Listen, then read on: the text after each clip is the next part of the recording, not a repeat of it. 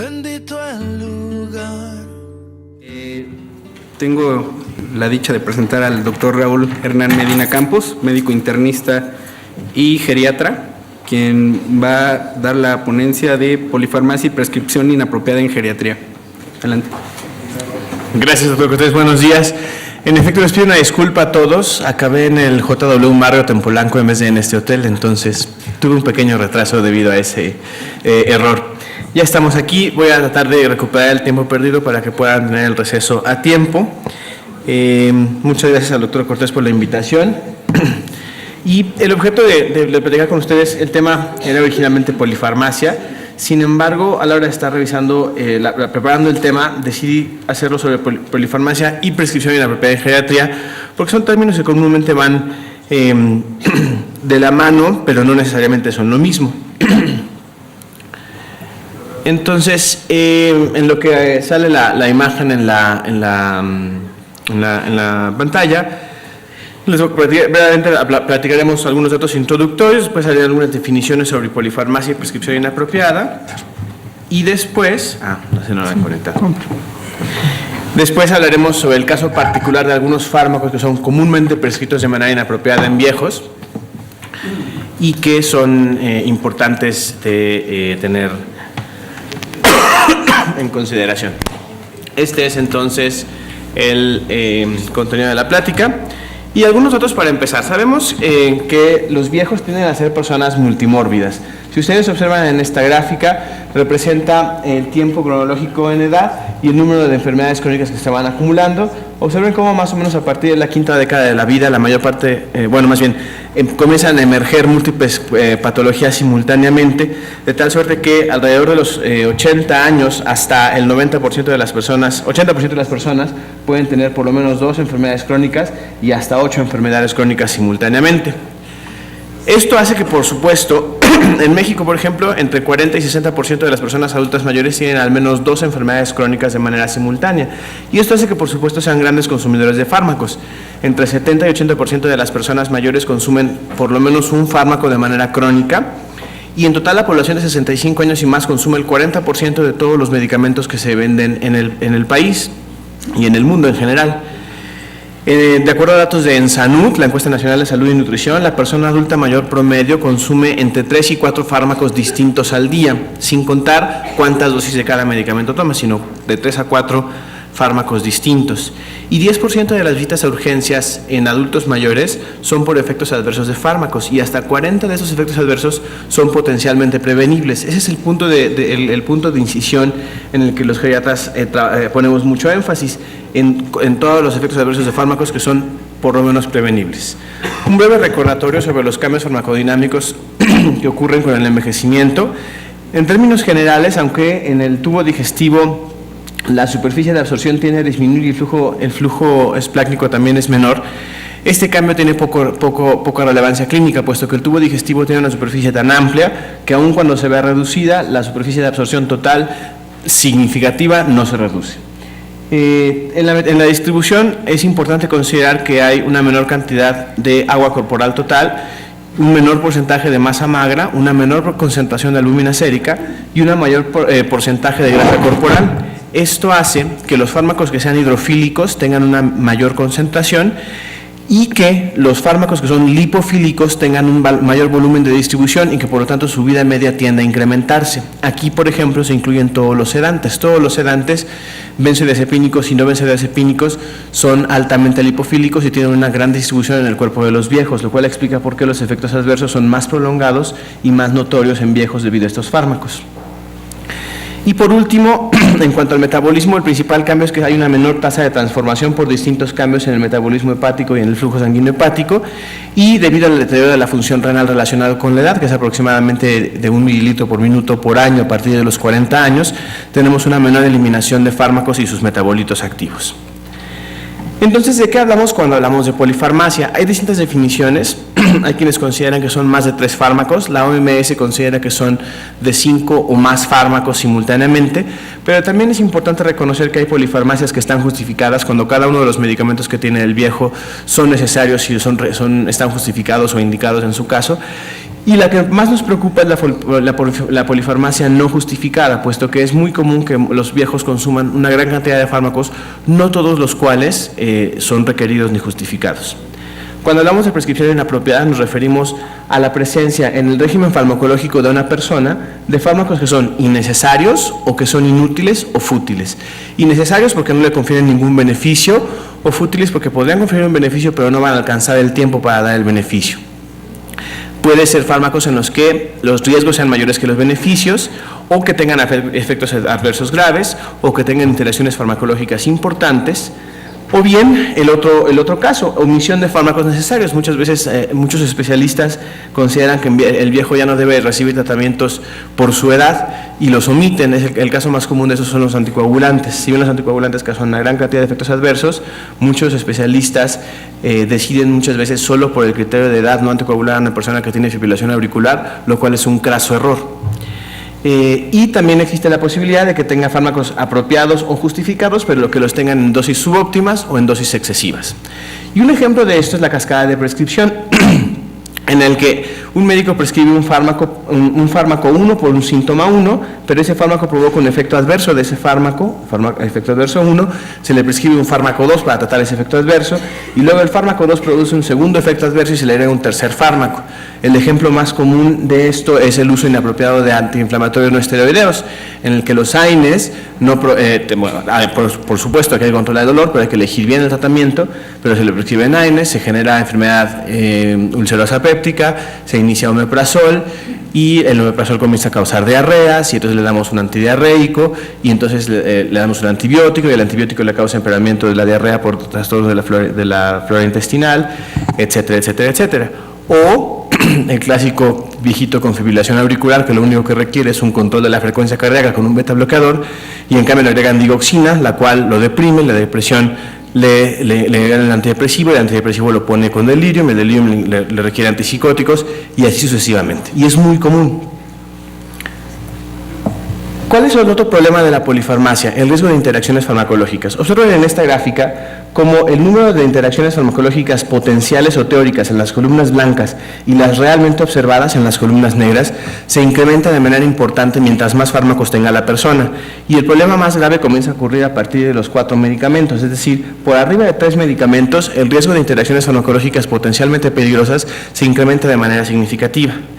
Y lo mismo ocurre con los efectos adversos. Observen cómo mientras más medicamentos tome una persona, se incrementa la posibilidad de que tenga efectos adversos, de tal suerte que una persona que tiene un solo medicamento tiene un 10% de probabilidades de hacer un efecto adverso, mientras que los que toman de 4 a 5 medicamentos tienen casi el doble de riesgo. De manera curiosa, los que toman muchos medicamentos tienen menos probabilidad, y esto puede ser debido a que en quien tiene muchos medicamentos, una de dos, o no se los toma, o bien el médico pone un poco más de atención en la prescripción. Y los errores en la prescripción de medicamentos pueden ocurrir en cualquier punto del efecto terapéutico. Puede ser ya sea aquí del lado izquierdo, en donde son problemas atribuibles al médico, o a la prescripción, que puede ser desde la indicación misma del fármaco, la comunicación, o sea, la forma en la que se le indica al paciente que debe tomar, o a la enfermera que debe administrárselo, la forma en la que se provee el medicamento o en la que se administra, o bien cómo se monitorea el medicamento. Y por otro lado tenemos problemas en el proceso de medicación o del proceso terapéutico que no son debidos propiamente a la indicación, sino a los fármacos en sí mismos. Y aquí tenemos justo efectos adversos, intrínsecos, fallas terapéuticas y problemas de medicamentos que provocan la suspensión del mismo. Este es un ejemplo en una serie de pacientes, poco más de 1000 pacientes atendidos consecutivamente en una sala de urgencias en Estados Unidos, y observen cómo es el cálculo de efectos adversos relacionados a medicamentos. Voy a llamar su atención únicamente a las columnas, a las filas de abajo, en el que observamos la frecuencia en esta columna de efectos adversos por medicamentos potencialmente inapropiados, y en relación con el número de fármacos que se toman. De tal suerte que aquellas personas que tienen de 1 a 4 medicamentos tienen aproximadamente un 39%, es decir, 40% de probabilidad de tener un evento adverso relacionado con ese fármaco. y esto se incrementa en los que toman más de 5 es más o menos similar, alrededor de 35.3%. Entonces, el peligro de tener efectos adversos relacionados a fármacos está latente y es importante siempre de considerar. Otros problemas relacionados con el uso de múltiples fármacos y de fármacos inapropiados en geriatría incluyen caídas, cuya principal consecuencia es desastrosa, que es la fractura de cadera y hay que considerarla siempre, visitas a urgencias por efectos adversos u hospitalizaciones, mal apego terapéutico. El paciente que toma múltiples fármacos va necesariamente a dejar de tomar alguno de ellos simplemente porque son demasiados. Anorexia, la combinación de múltiples fármacos. Hay fármacos que de por sí generan anorexia y hay fármacos que en combinación o simplemente la combinación puede causar anorexia, por lo tanto también desnutrición y pérdida de peso. También hay fármacos que causan deterioro de la agudeza visual y por supuesto fármacos que contribuyen al deterioro cognitivo, que es otro desenlace terriblemente adverso en viejos. Les presento una lista no exhaustiva, pero de los medicamentos que más comúnmente se ven involucrados en prescripción inapropiada en viejos. Del lado izquierdo les pongo los que quizás tuvieran alguna utilidad terapéutica en pacientes seleccionados o en pacientes más jóvenes, y en este grupo tenemos las benzodiazepinas, los antiagregantes plaquetarios, antiarrítmicos incluyendo la digoxina, la amiodarona, la disopiramida, la propafenona, anticoagulantes, antidepresivos tricíclicos, antiinflamatorios no esteroideos, relajantes musculares, sulfonilureas, hipolipemiantes, antiácidos, antiespasmódicos gastrointestinales, barbitúricos y derivados de la ergotamina. Y con esto no quiero decir que sean fármacos que estén completamente proscritos en el adulto mayor. Quizás hay algunos casos que sí, ¿no? Por ejemplo, yo diría que las benzodiazepinas no tienen ningún sentido utilizarlas en ancianos, como tampoco las sulfonilureas ni los hipolipemiantes orales, pero los demás podrán discutirse en algún momento de acuerdo al caso particular. Y en cambio también hay otros medicamentos que no tienen ninguna utilidad terapéutica documentada y que se prescriben a diestra y siniestra en viejos. Incluyen estos el ginkgo biloba, la flunarizina y la sinaricina, el ginseng, los multivitamínicos y los antioxidantes. Estos medicamentos sí no hay ninguna razón para prescribirlos. Y voy a enfocarme en este momento en dos tipos de fármacos que se involucran frecuentemente en polifarmacia y prescripción inapropiada. El primero de ellos son las benzodiazepinas, que los geriatras tenemos una especie de campaña continua contra las benzodiazepinas, no porque realmente sean fármacos malos, bien utilizados y en pacientes bien apropiadamente seleccionados, son fármacos sumamente útiles. El problema es que con frecuencia, el 90% de las ocasiones probablemente, los médicos utilizamos mal las benzodiazepinas. Y en viejos, una benzodiazepina mal utilizada, o incluso bien utilizada, contribuye a los siguientes efectos adversos. Uno y el más preocupante de todos, delirium. Otro, caídas, con las consecuentes fracturas de cadera, somnolencia diurna y empeoramiento de trastornos del sueño, y por supuesto, deterioro cognitivo. El uso de benzodiazepinas en el anciano, aparte de estos riesgos que ya les comenté, nos lleva a pensar que en general los riesgos de los efectos adversos de las benzodiazepinas exceden definitivamente sus beneficios terapéuticos y por lo tanto no deberían ser utilizados. Y es importante considerar que con mucha frecuencia los pacientes no consideran a los inductores de sueño como fármacos y con frecuencia los dejan de reportar. Entonces, cuando uno pregunta a un paciente si consume algún medicamento si consume medicamentos en general, siempre hay que preguntar por aparte si consume medicamentos o gotas para dormir, puesto que con mucha frecuencia a los pacientes no les parece que estos sean fármacos de verdad y los consumen de manera subrepticia, lo cual es un verdadero problema en la prescripción. ¿Y entonces qué hacemos para el insomnio? Lo primero y más importante es la educación, y quizás esta sea la razón por la que la mayor parte de los médicos prefieren utilizar un medicamento y no otra estrategia, porque para educar a un paciente se requiere tiempo y es algo de lo que muchos prescindimos o algo que muchos no están dispuestos a invertir. Pero si nosotros educamos apropiadamente a un paciente con estas medidas de higiene del sueño, el 60% de ellos va a mejorar inmediatamente o en el transcurso de las primeras 4 semanas su problema de sueño y no va a requerir un fármaco. Se les recomienda entonces dormir solo lo suficiente para sentirse descansado y luego salir de la cama. Y hacer esto con horarios establecidos. Siempre elegir una hora exacta para irse a dormir y una hora para levantarse y respetarlas todos los días, inclusive en vacaciones y fines de semana. Irse a dormirse y levantarse a la misma hora todos los días. Al irse a dormir, si no se puede dormir, levantarse, hacer cualquier cosa y volver a la cama en cuanto sienta el primer bostezo o cabeceo. evitar el alcohol por la tarde y también otros estimulantes, especialmente el tabaco, la cafeína, la teofilina y la teobromina que están en el café, el té y el chocolate. Mantener la habitación oscura, fresca y sin elementos que le recuerden el trabajo u otros factores que le provoquen estrés. Tratar de resolver los problemas del día antes de irse a la cama. Hacer ejercicio varias veces por semana, pero no justo antes de irse a dormir. Evitar mirar la pantalla de teléfonos o dispositivos de lectura, como las tabletas y libros electrónicos, que emanan luz antes de irse a dormir, y esto incluye monitores de computadora y televisiones. Y en algunas ocasiones se puede recurrir a la terapia de relajación para mejorar el sueño. Entonces, como ven, hacer esto, les repito, está bien documentado que resuelve los problemas de sueño hasta en 60% de los pacientes. Sin embargo, requiere tiempo y es algo que la mayor parte de los médicos no están dispuestos a invertir.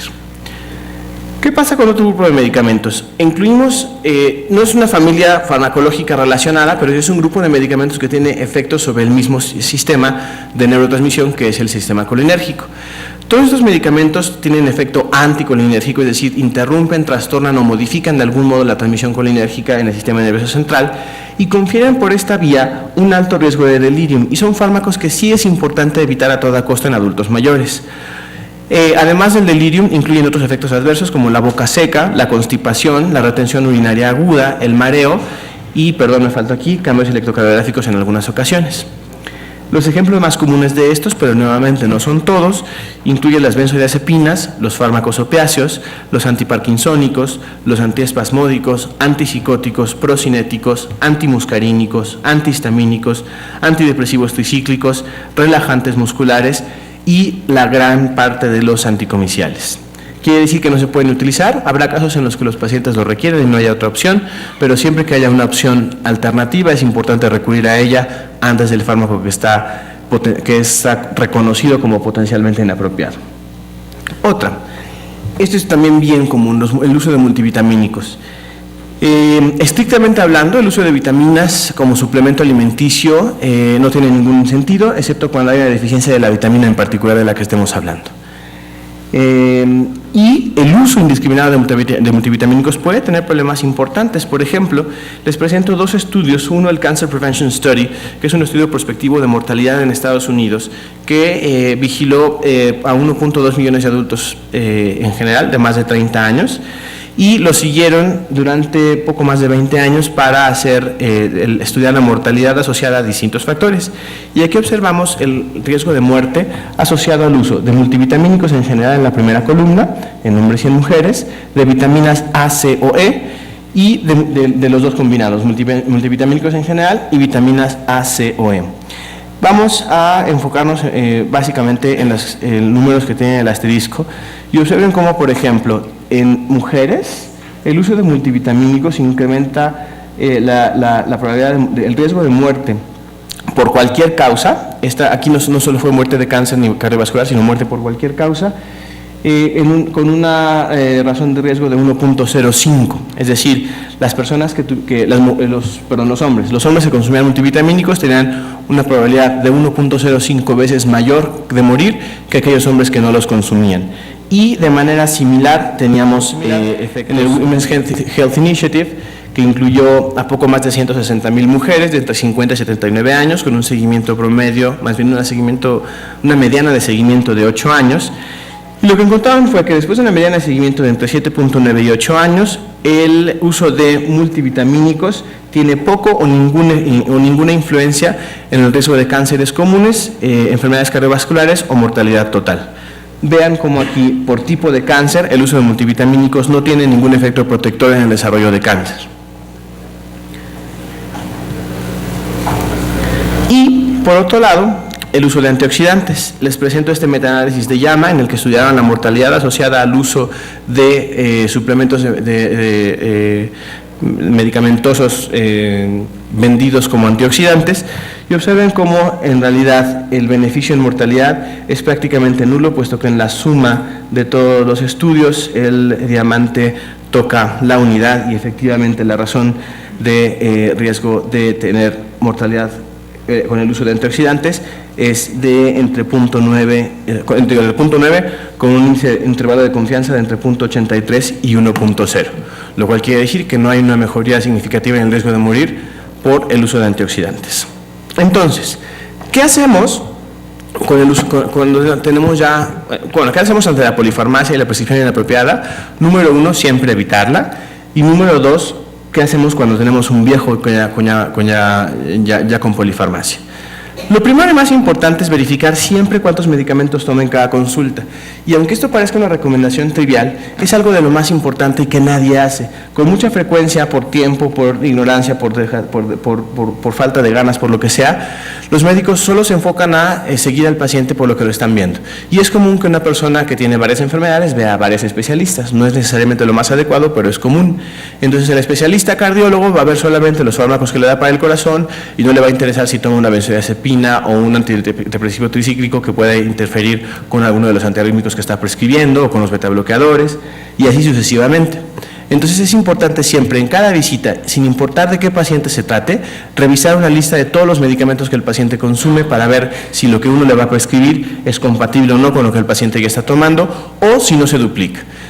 Para mí como geriatra es muy común ver, por ejemplo, pacientes que toman 2 o hasta 3 marcas diferentes de inhibidores de bomba de protones y los reciben por 3 diferentes especialistas por la misma indicación, pero nadie se molestó en preguntarle si ya la tenía o no. Otro, siempre saber si vamos a dar un fármaco, para qué se lo vamos a dar y cuál es el objetivo de darlo. Y eso es bien importante. Y en el considerar el objetivo del tratamiento hay que considerar si ese paciente va a tener tiempo para beneficiarse por su supervivencia del efecto del fármaco. Uno de los ejemplos más comunes son las estatinas en viejos y la aspirina. En viejos que no tienen antecedente de enfermedad cardiovascular, el uso de estatinas y aspirinas como prevención cardiovascular primaria tiene un número necesario a tratar tan alto que es completamente innecesario dárselos. No hay beneficio alguno de dar estatinas y aspirina después de los 75 años en pacientes que nunca han tenido enfermedad cardiovascular. Lo mismo sucede, por ejemplo, con algunos fármacos como por ejemplo la osteoporosis, cuyo beneficio es a largo plazo, 1 o 2 años, y a lo mejor hay pacientes que tienen una expectativa de vida mucho menor de eso. O el cáncer de próstata. El cáncer de próstata es un cáncer que progresa muy lentamente y a menos que el paciente tenga una expectativa de vida de más de 10 años, no tiene ningún sentido tratarlo aun cuando se le detecte y por supuesto tampoco tiene ningún sentido hacer búsqueda indiscriminada de cáncer de próstata, sobre todo en viejos que tienen una expectativa de vida de menos de 10 años. Siempre iniciar un fármaco nuevo con dosis bajas y aumentarlas lo más lento posible y quedarnos en el punto en el que tengamos el mejor beneficio terapéutico con la menor dosis posible. Nunca iniciar 2 fármacos nuevos al mismo tiempo o más de un fármaco nuevo al mismo tiempo, puesto que si se presenta algún efecto adverso nunca vamos a saber cuál de los 2 o 3 fármacos que iniciamos simultáneamente fue el culpable. Otra, asegurar que el paciente está adhiriéndose al régimen terapéutico antes de modificarle dosis o fármacos. Si el paciente no se le está controlando su hipertensión arterial o no mejora su TSH con hipotiroidismo o qué sé yo, siempre averigüen primero si el paciente está tomando el medicamento como debe y en los horarios que debe. Otro es tener un bajo umbral para sospechar efectos adversos. Siempre hay que estar al pendiente de si los fármacos nuevos que estamos indicando no provocan efectos adversos nuevos o si exacerban efectos adversos de otros fármacos ya presentes o si están teniendo interacciones potenciales.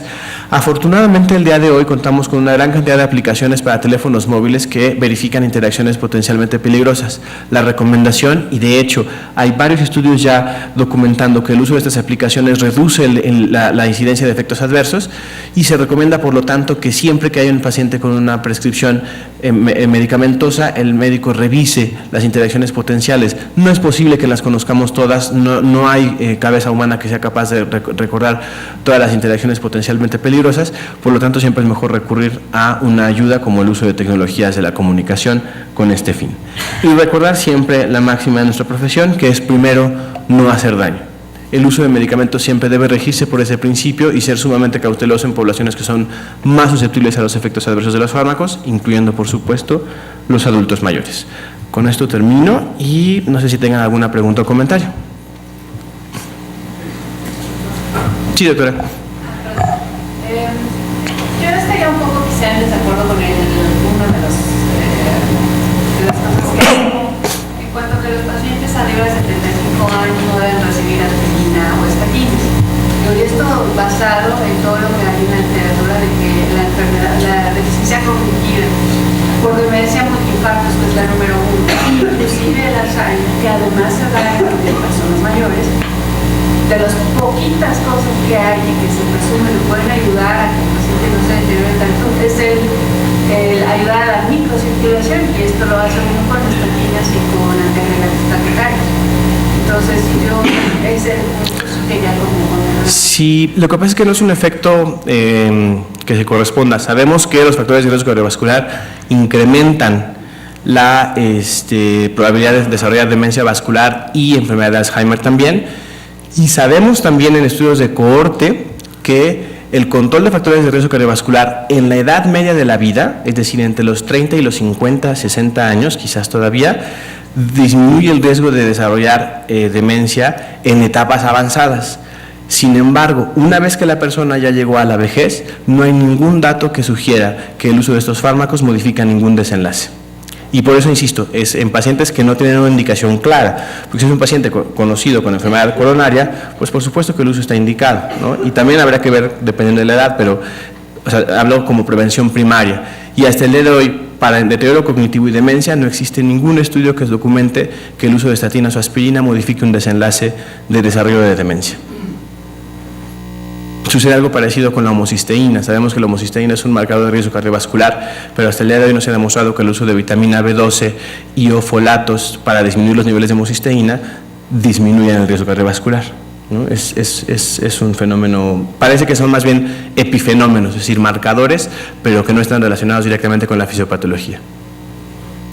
Doctor. Sí, sabemos que los efectos secundarios muchas veces se deben a las interacciones farmacológicas por el manejo de los citocinas. Entonces, en pacientes con tratamientos crónicos o multitratados se ha recomendado hacer el panel de farmacogenética para saber con qué, primero, si tiene polimorfismos de riesgo para ciertos medicamentos o calcular las interacciones entre más se agreguen. No lo escuchan, doctor. Ahorita si quieren les comento la pregunta. Sí, doctor. Más interacciones hay entre los medicamentos que pueden inhibir o... Bueno, comienzo. Gracias. Sí, sabemos que los medicamentos están procesados por los citocromos P450 y que algunos individuos tienen polimorfismos que tienen más lento o más rápido su proceso medicamentoso. Por un lado, y esto es muy útil para pacientes con tratamientos crónicos, porque podemos saber si le aumentamos o le disminuimos la dosis y que tiene riesgo de intoxicarse o de que no le funciona el medicamento. Por un lado, pero per se, algunos medicamentos impactan el efecto de las enzimas directamente, pueden aumentar o disminuir. Por eso, entre más medicamentos, más riesgos. Esto es totalmente de acuerdo con esa tabla, que a mayor cantidad de medicamentos, mayor cantidad de complicaciones. Y muchas veces aquí lo recomendable es hacer el estudio de farmacogenética para poder tener más evidencias y más seguridad en pacientes con multitratados. Gracias. Sí, doctor, muchas gracias. Me parece una idea sensacional. De hecho, ya hay varios estudios epidemiológicos, más bien no estudios epidemiológicos, ensayos clínicos que sugieren que el uso del panel farmacogenético, ni siquiera panel, el análisis farmacogenético para ciertos citocromos son útiles en el manejo de anticoagulantes en personas tanto jóvenes como en ancianos. Lamentablemente, un panel farmacogenético en el momento actual es tan costoso que no justifica todavía su utilización comercial. Posiblemente algún día lleguemos a esto, yo no lo dudo, es posible que en algún momento tengamos la posibilidad de conocer el panel farmacogenético de una persona para saber qué fármacos son los más apropiados para él o para ella. Lamentablemente no en el momento actual, pero sí. ¿Perdón? Gracias. ¿Alguna otra pregunta?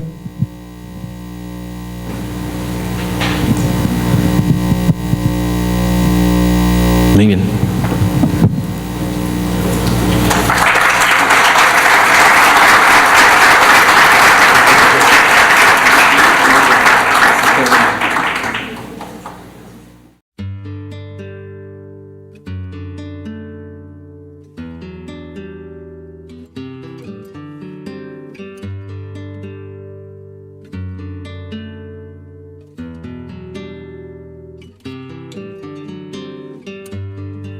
Bendito el lugar